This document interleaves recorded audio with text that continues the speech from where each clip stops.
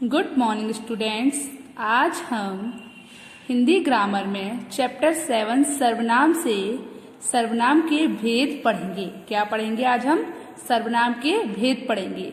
तो कल मैंने आपको सर्वनाम की डेफिनेशन कराई थी और पुरुषवाचक सर्वनाम और प्रश्नवाचक सर्वनाम समझाया था। तो बच्चों, पहले मुझे आप सर्वनाम की डेफिनेशन बताइए, क्या होती है? संख्या के स्थान पर प्रयोग किए जाने वाले शब्दों को हम क्या कहते हैं? सर्वनाम कहते हैं। ऐसे शब्द जो संख्या के स्थान पर प्रयोग किए जाते हैं उन्हें हम सर्वनाम कहते हैं।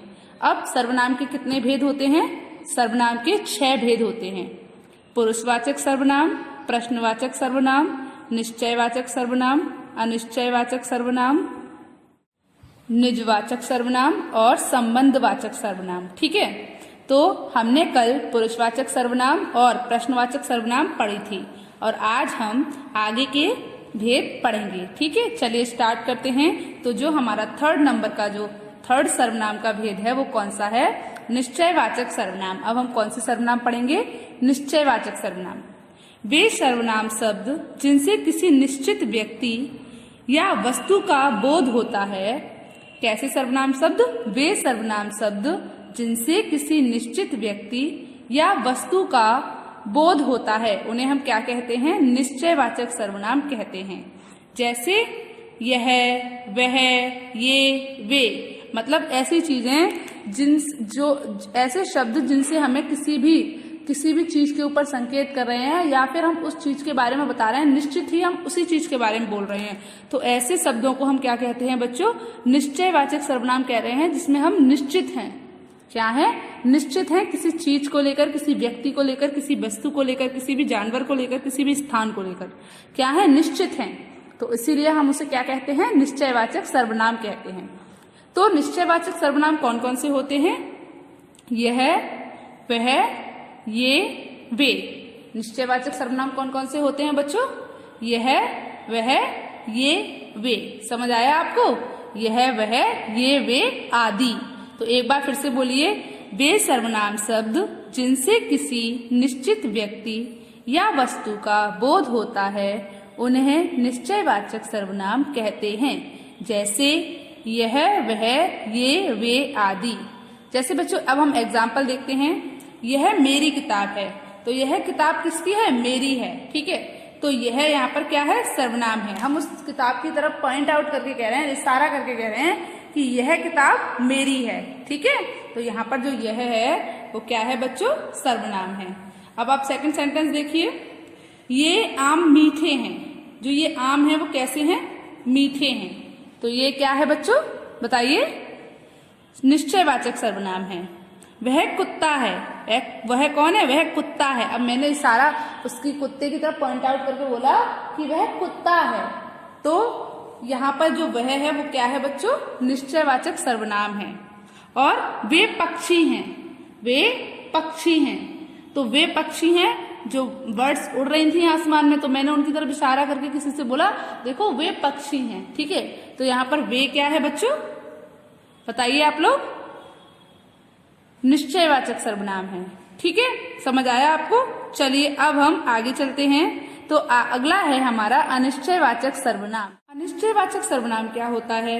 वे सर्वनाम शब्द जिनसे किसी निश्चित व्यक्ति या वस्तु का बोध नहीं होता। वे चीजें, जैसे आपने देखा जब हम निश्चयवाचक सर्वनाम पढ़ रहे थे तो उसमें हमें किसी निश्चित व्यक्ति या वस्तु के बारे में पता चल रहा था। और अनिश्चयवाचक सर्वनाम क्या होती है? जिसमें हमें किसी निश्चित व्यक्ति या वस्तु के बारे में पता ही नहीं चलता कि हम कौन सी चीज के बारे में बात कर रहे हैं, हम कौन से व्यक्ति के बारे में बात कर रहे हैं। तो उसे हम क्या बोलते हैं बच्चों? अनिश्चयवाचक सर्वनाम बोलते हैं। क्या बोलते हैं? अनिश्चयवाचक सर्वनाम बोलते हैं। ठीक है, पढ़ते हैं। वे सर्वनाम शब्द जिनसे किसी निश्चित व्यक्ति या वस्तु का बोध नहीं होता उन्हें अनिश्चयवाचक सर्वनाम कहते हैं। जैसे कोई, किसका, कुछ आदि। जैसे कोई दरवाजे पर है, तो दरवाजे पर कोई है पर पता नहीं है मैं कौन है। राजा भी हो सकता है, ठीक है, सीता भी हो सकती है, पापा भी हो सकते हैं, मम्मी भी हो सकती हैं। तो दरवाजे पर कोई है पर पता नहीं है कौन है। ठीक है, तो ये क्या हो गई? बताइए, अनिश्चयवाचक सर्वनाम हो गई। ये पेन किसका है? ये पेन राजा का है, राहुल का है, ठीक है, सीता का है, पापा का है, भाई का है, बहन का है। तो ये सब, इस शब्द को जब हम हटा रहे हैं, जब हम इस शब्द को हटाकर वहां पर क्या लगा रहे हैं, उस स्थान पर क्या लगा रहे हैं बताइए, कोई संख्या लगा रहे हैं। तो संख्या के स्थान पर किसका आ रहा है, इसका मतलब ये भी क्या है, अनिश्चयवाचक सर्वनाम है। कुछ, पानी में कुछ गिर गया है ना, जमीन पर कुछ पड़ा है। तो जमीन पर क्या पड़ा है हमें ये नहीं पता, पर हम कह रहे हैं जमीन पर कुछ पड़ा है। तो जब हम उसको देखेंगे तभी तो पता चलेगा। तो वहां पर भी कुछ क्या है बच्चों, अनिश्चयवाचक सर्वनाम है। ठीक है, समझ आया आपको। तो वे सर्वनाम शब्द जिनसे किसी निश्चित व्यक्ति या वस्तु का बोध नहीं होता या मतलब पता नहीं चलता, उन्हें हम अनिश्चयवाचक सर्वनाम कहते हैं। जैसे कोई, किसका, कुछ आदि। समझ आया आपको। चलिए अब हम इसके कुछ सेंटेंस देखते हैं, एग्जाम्पल देखते हैं। तो जैसे यहाँ पर है, शायद कोई है। अब दरवाजे के बाहर शायद कोई है, हमें पता नहीं है, कोई टीवी देख रहा होगा, उसको बाहर से आवाज आई तो मम्मी ने पूछा बेटा कौन है, पता नहीं मम्मी शायद कोई है, आपने ऐसा जवाब दे दिया।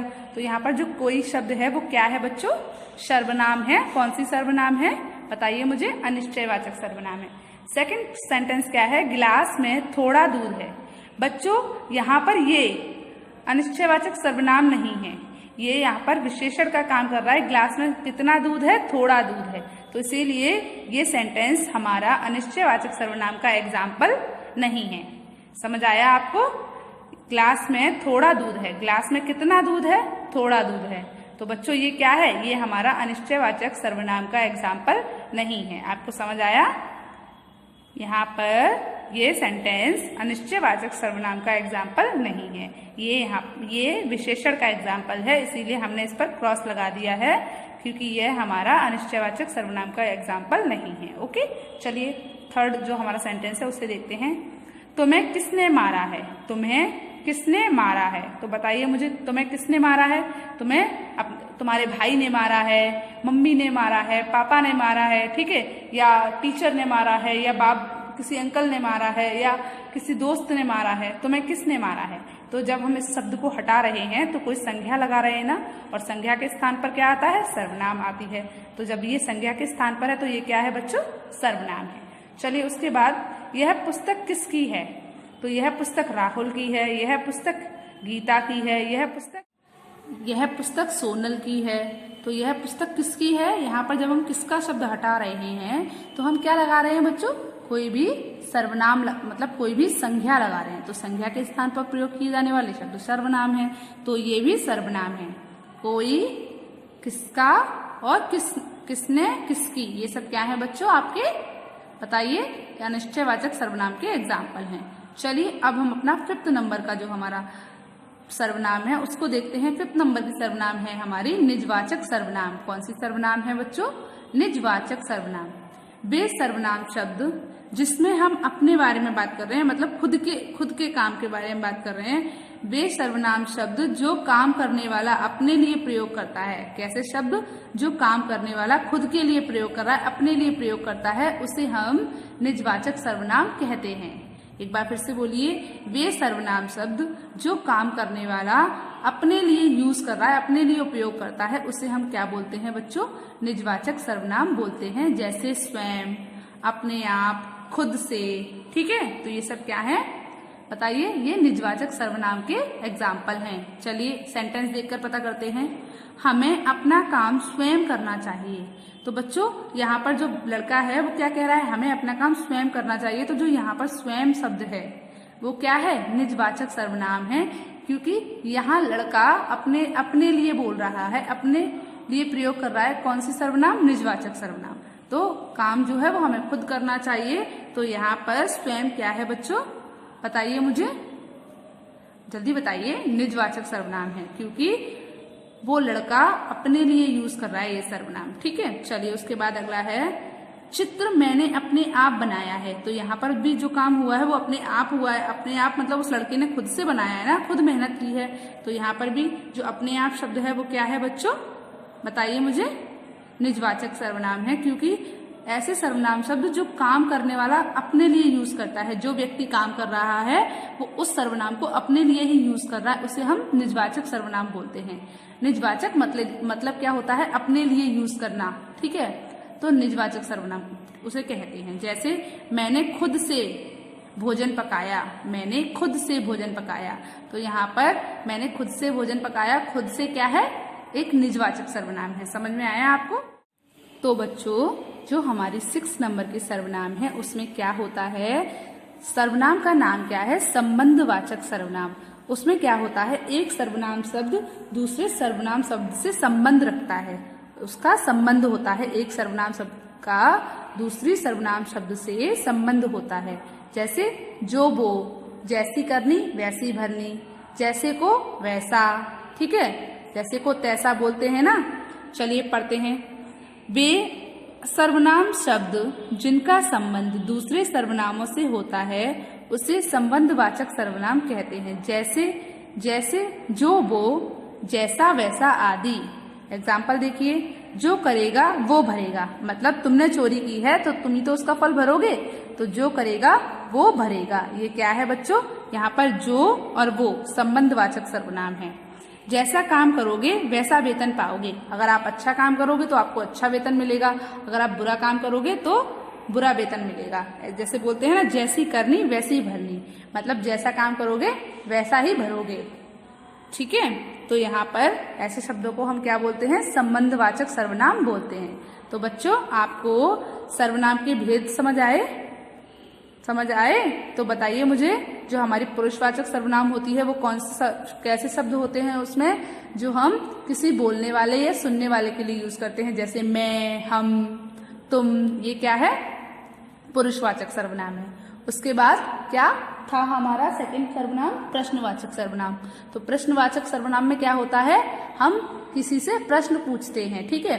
तो कैसे प्रश्न पूछते हैं, तुम क्या खा रहे हो, तो उसने बोला मैं सेब खा रहा हूँ, तो क्या की जगह हमने क्या यूज किया, सेब यूज किया।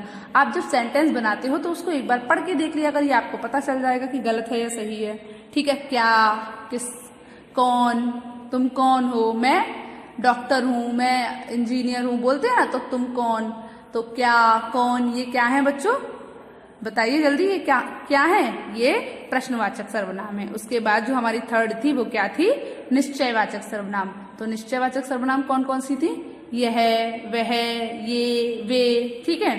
तो उसके बाद जो हमारी 4th नंबर की थी वो कौन सी थी, अनिश्चयवाचक सर्वनाम। तो अनिश्चयवाचक सर्वनाम कौन सी थी, कोई, कुछ, किसकी, किसको, ठीक है। तो ये क्या थे बच्चों, अनिश्चयवाचक सर्वनाम थे। उसके बाद 5th नंबर पे थी हमारी निजवाचक सर्वनाम। तो निजवाचक सर्वनाम के जो एग्जाम्पल थे वो क्या थे, स्वयं, अपने आप, खुद से, ये निजवाचक सर्वनाम थी।